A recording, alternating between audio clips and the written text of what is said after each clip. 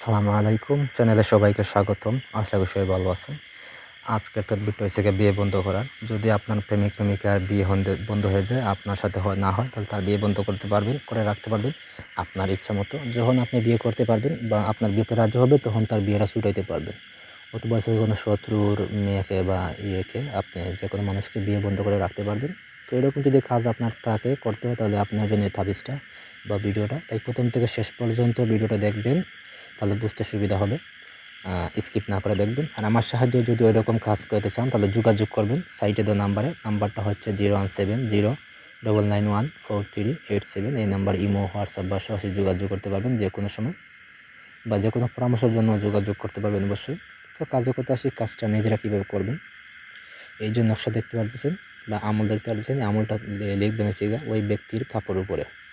যার বিয়েটা বন্ধ করবেন তার এক টুকরা পরিষ্কার কাপড় আনবেন, আইন ওই কাপড়ের উপরে লিখবেন।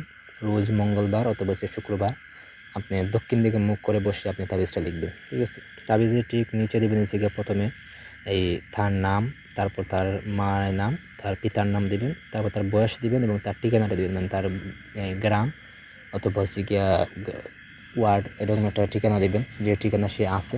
তো এরকম ঠিকানা দিবেন।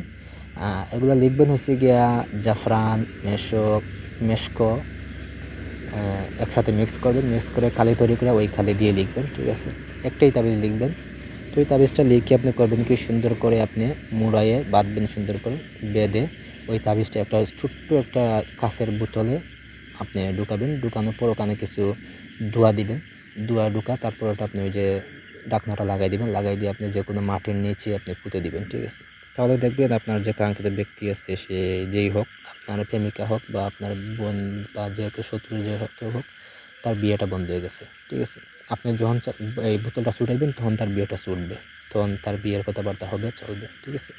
তো এইভাবে আপনি করে রাখতে পারবেন। তো এই যেভাবে বলছি, যে নিয়ম বলছি সেইভাবে কাজ করবেন, কাজের ফলাফল অবশ্যই পাইবেন। কোনো কিছু বুঝতে অসুবিধা হলে অবশ্যই আমার জানাইবেন, আমি বুঝে দেওয়ার চেষ্টা করব। ধন্যবাদ।